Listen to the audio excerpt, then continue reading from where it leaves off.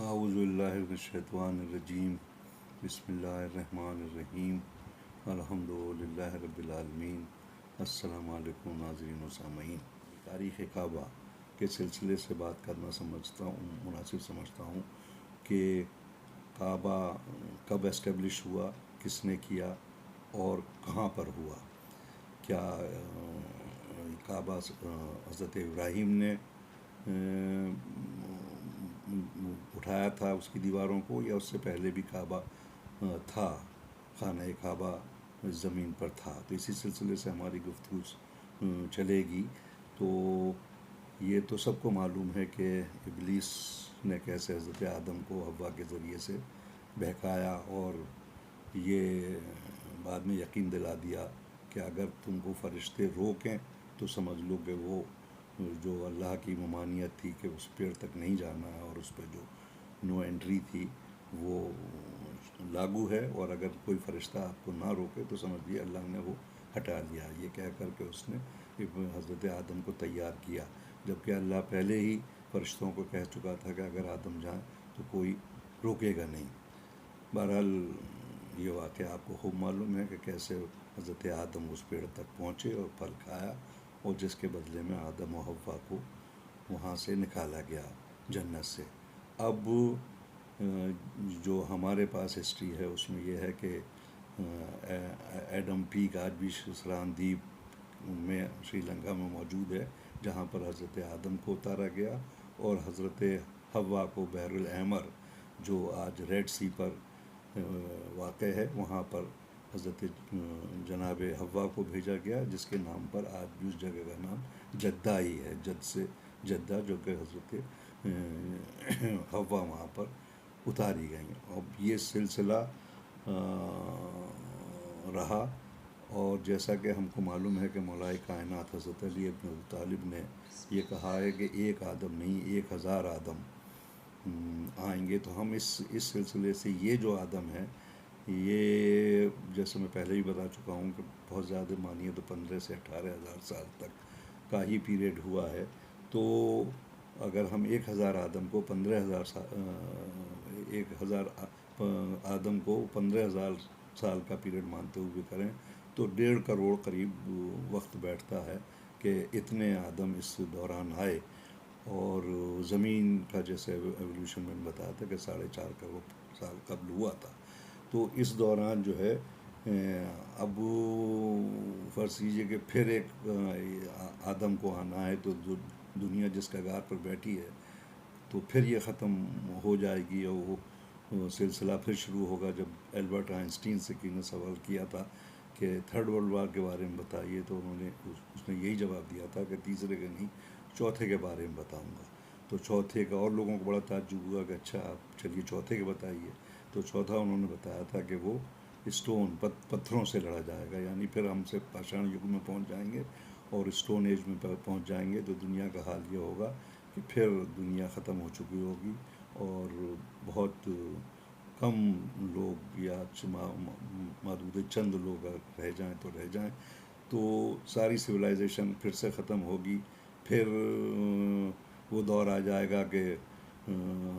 قابیل کو نہیں معلوم تھا کہ حابیل کو کیسے دفنانا ہے، تو پھر ایک کوے نے آ کر کے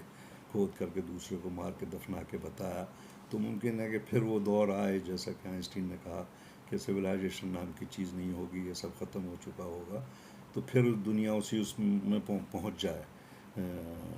جسے ہندی میں پاشان یگ کہتے ہیں۔ بہرحال میرا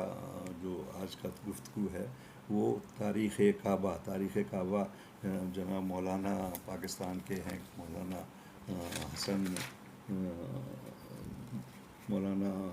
حسن جعفر نقوی صاحب، ان کے بہت سی مجالس ہیں اس سلسلے پہ، میں نے بھی اس میں سے کافی کچھ لینے کی کوشش کی ہے تاکہ نوجوانوں تک ان کی بات پہنچ جائے اور یہ پتہ لگے کہ کیا ہم یہ سمجھتے ہیں کہ یہ کعبہ جو حضرت ابراہیم نے قائم کیا تھا یا اس سے پہلے بھی تھا۔ تو اس کے لیے ہمیں ایک آیت کا سہارا لینا پڑے گا، قرآن کی آل عمران کی 96ویں آیت 96، جس میں اللہ کہہ رہا ہے کہ انا اولا بیتوں و ذلن الناس للذی بے بکا مبارکوں و ہدی للناس، یعنی بے شک سب سے پہلا مکان جو لوگوں کے لیے بنایا گیا وہ بکا ہے، بکا ہے، مبارک ہے اور ہدایت ہے تمام جہانوں کے لیے۔ یعنی کہ قرآن میں ایک ہی جگہ بکا لفظ کا استعمال ہوا ہے، اور وہ بکا میں پہلا گھر بنایا گیا، پہلا گھر استھاپت کیا گیا، جہاں سے جو سارے جہانوں کے ہدایت کے لیے پہلا مکان ہے۔ تو کیا یہ مکان جو ہے وہ اس کی کیوں ہے، وہ مکے میں کیوں بنایا گیا، اور اس کے لیے تین چار باتیں یہ کہی جاتی ہیں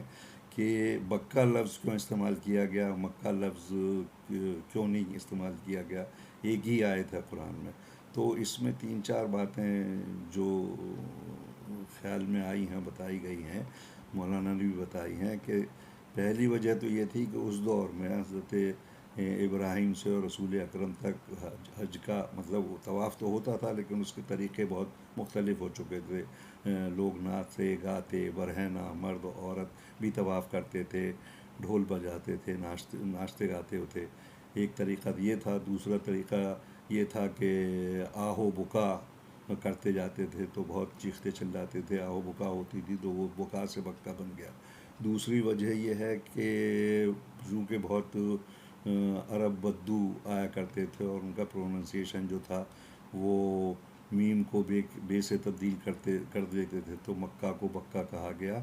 جب جیسے ہمارے ہندوستان میں بہت لوگ، جیسے خاص طور سے بہاری رے کو رے بولتے ہیں، گھوڑا کو گھوڑا بولتے ہیں، تو اس طرح سے وہاں بھی ممکن ہے کہ وہ میم کو بے سے کنورٹ کرتے ہوں، ایک وجہ یہ بھی ہو سکتی ہے۔ اور تیسری وجہ جو ہمارے اور آپ کے چھٹے امام جعفر صادق علیہ السلام نے بتائی، اور جو سب سے زیادہ وہ ہو سکتی ہے، جس کی پختگی ہوتی ہے، وہ یہ کہ وہ جگہ جہاں پر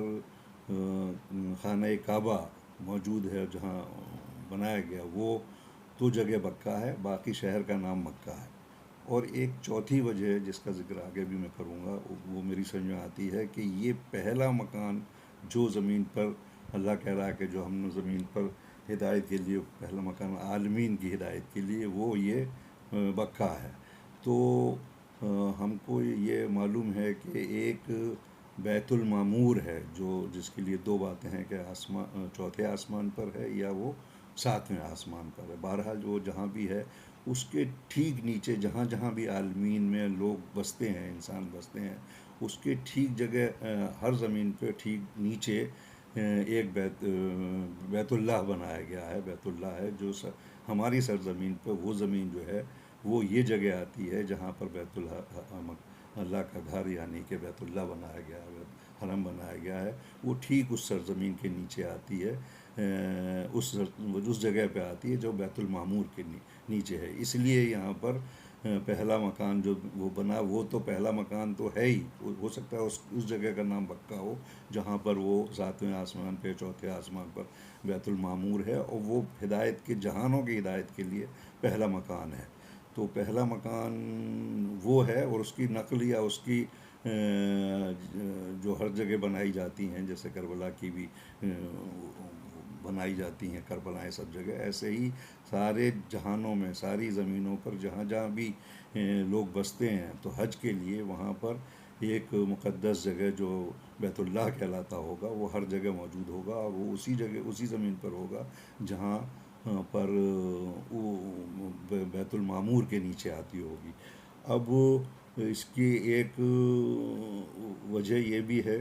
کہ اب یہ کب سے تھا، اس سلسلے میں ہم کو دو طرح کی ہسٹری دیکھنا پڑیں گی، قبل ابراہیم اور بعد ابراہیم۔ تو بعد ابراہیم کی تو ہمارے پاس ہسٹری اور تاریخ کافی کچھ موجود ہے، لیکن قبل ابراہیم اور حضرت آدم کے درمیان کے لیے ہم کو ایک یہ آیت کا سہارا لینا پڑے گا، جو حضرت سورہ ابراہیم کی 37ویں آیت ہے کہ ربنا انی اسکنتو من ذریتی و بوادن غیر ذی زرعین عند بیتک المحرم۔ اے میرے پروردگار، تو جانتا ہے کہ میں اپنی ذریت میں سے کچھ کو، اپنی ذریت میں سے کچھ کو، یعنی اپنی ایک بیوی، ایک زوجہ اور ایک بیٹے کو اس بے آب و گیاہ وادی میں چھوڑ کر جا رہا ہوں۔ کہاں چھوڑ کر جا رہا ہوں؟ تیرے پاک محترم گھر کے پاس۔ تو اب یہ حضرت ابراہیم کہہ رہے ہیں، اور جبکہ حضرت اسماعیل تو ابھی شیرخوار ہیں، ابھی تو کہیں سے کوئی ذکر ہی نہیں ہے کہ یہ بیت اللہ کا کوئی اقتدام کیا گیا ہو، وہ بنانا شروع کیا گیا ہو، کچھ بھی نہیں ہے۔ لیکن پھر آیت کیوں کہہ رہی ہے، اللہ کیوں کہہ رہا ہے کہ حضرت ابراہیم نے کہا تیرے گھر محترم گھر کے پاس؟ تو حضرت ابراہیم تو آئے ہیں حضرت آدم کے 2500 سال بعد۔ وہ تو کنعان میں رہتے تھے اور ان کی زبان بھی عبرانی تھی، وہ تو اب عربی بولتے بھی نہیں تھے، لیکن جب وہ چھوڑ کے گئے ہیں تو وہ کنعان سے آئے تھے، اور اسی لیے ان کو عرب جو بھی وہاں رہتے تھے، جو بھی تھوڑے بہت مکے میں آبادی ہوگی، ان لوگوں نے حضرت ابراہیم پر کوئی توجہ نہیں دی تھی، وہ ان کو چھوڑ کر کے چلے گئے تھے، کیونکہ ان کی زبان عبرانی تھی، اور عربی لوگ زیادہ عبرانی والوں کو پسند نہیں کرتے تھے۔ لیکن یہ جو ہے کیوں کہا جا رہا ہے کہ تیرے گھر کے پاس؟ تو اس کے لیے ہم تھوڑا سا مکے کی اور اس جگہ کی جغرافی کو سمجھنے کی کوشش کریں، تب بات آگے بڑھے گی کہ عرب پینسولا جو ہے، الجزائر دیپ جسے کہتے ہیں، اس میں 22 عرب ممالک آتے ہیں، جس میں سارے ہی آتے ہیں۔ سعودی عرب ہے، الجیریا ہے، بحرین ہے، کیمرونس ہے، بگبتی ہے، ایجپٹ ہے، عراق ہے، جارڈن ہے، کویت ہے، لیبنان ہے، لیبیا ہے، موریتونیا ہے، موروکو ہے، عمان ہے، فلسطین ہے، قطر ہے، صومالیہ ہے، سوڈان ہے، سیریا ہے، ٹیونیشیا ہے، یو اے ای ہے، اور یمن ہے۔ یہ سارے عمان ہے، یہ سارے ملک، 22 ملک جو ہیں وہ عربی اسپیکنگ ہیں، اور یہ کہلاتے ہیں الجزائر دیپ کے حصے ہیں، جو کہ 32,37,500 اسکوائر کلومیٹر پہ واقع ہیں۔ اب اسی حصے میں جو دو امپورٹنٹ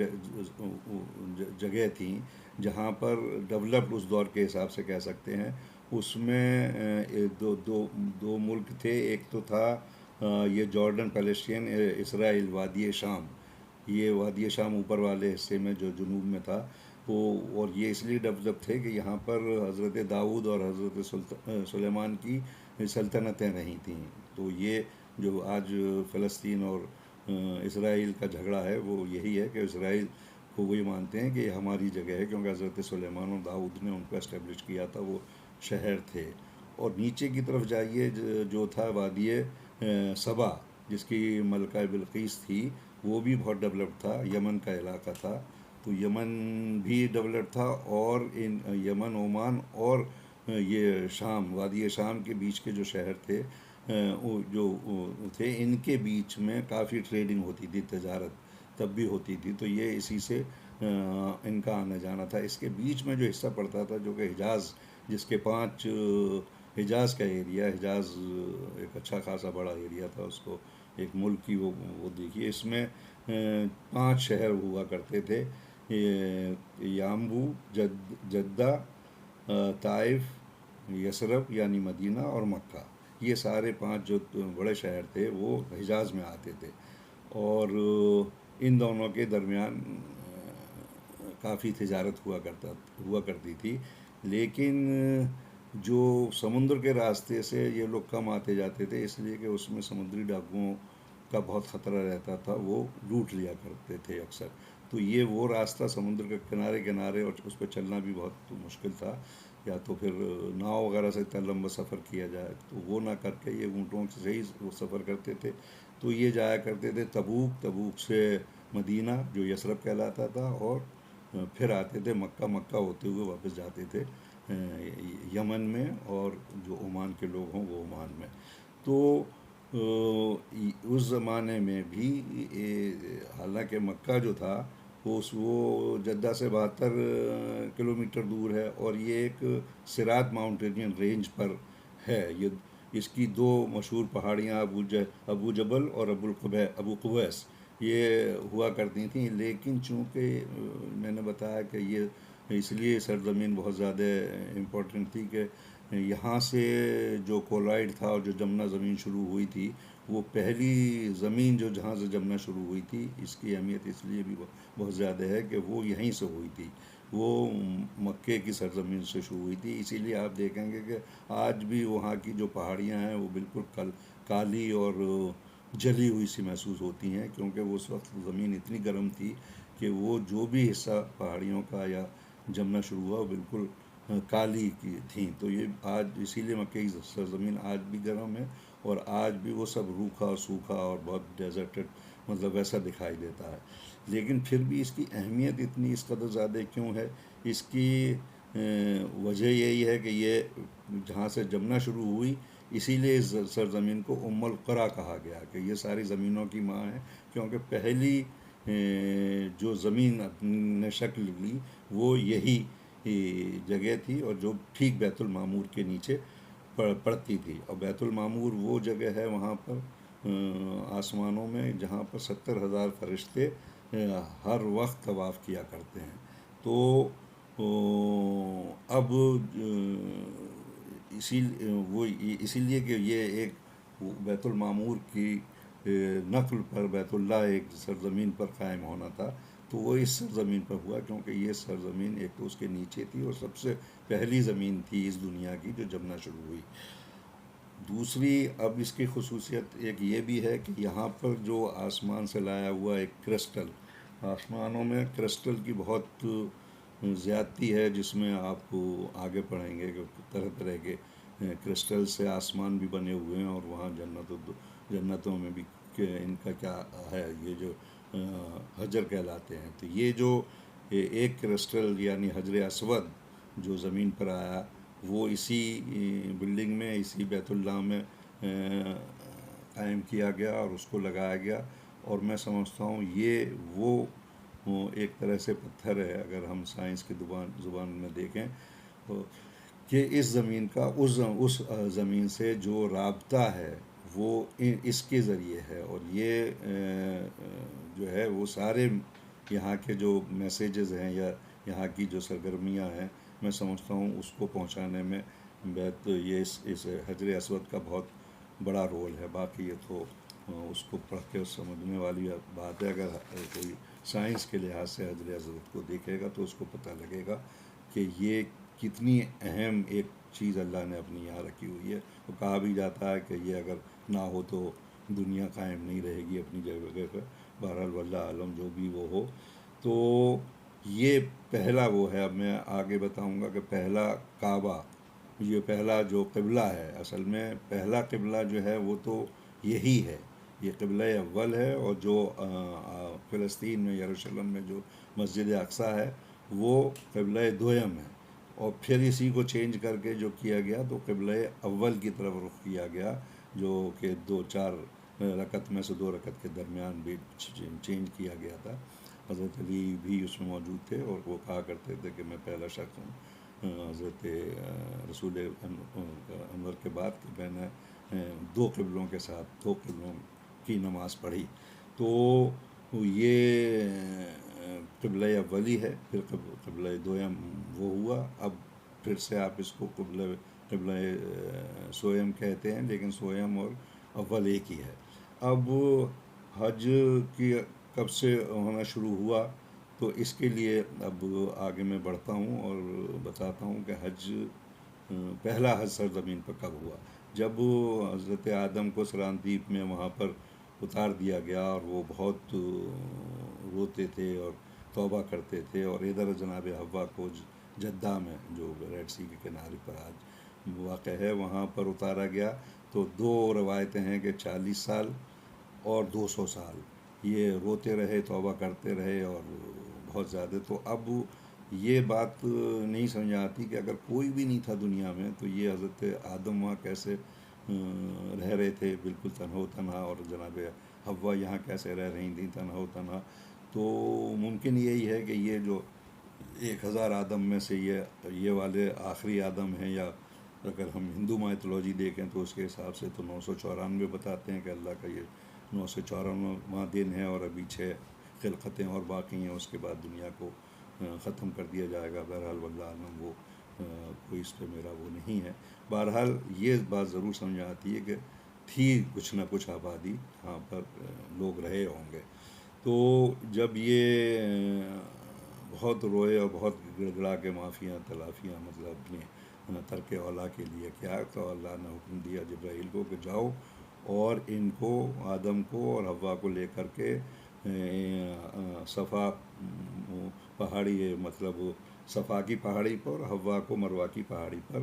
8 ذیقات کو یعنی 8 ذی الحج کو وہاں پہنچا دیا گیا۔ اب جب پہنچا دیا گیا تو حضرت آدم نے پہاڑی پر سے دیکھا کہ مروہ کی پہاڑی پہ حوا نظر آتی ہیں، تو وہ بے انتہا ظاہر ہے کہ کیا ان کی خوشی کا عالم ہوگا۔ وہ دوڑ کر کے مروہ کی طرف گئے اور وہاں جا کر کے دیکھا تو حوا نظر نہیں آئی۔ پھر مایوس ہو کے پلٹ آئے اور پھر اپنی پہاڑی پہ چڑھے، اور پھر چڑھ کے انہوں نے دیکھا کہ پھر حوا دکھ رہی ہیں، تو پھر بے تحاشا اتر کے بھاگے اور پھر مروہ کی پہاڑی پہ گئے اور پھر وہاں ان کو حوا نہیں دکھائی دیں۔ تو بہرحال یہ سلسلہ 3 اس میں ہوا، 3 بار یہ دوڑے اور 3 بار واپس آ کے بہت مایوس ہوئے، بہت روئے۔ تو اس طرح سے صفا اور مروہ کے بیچ میں 6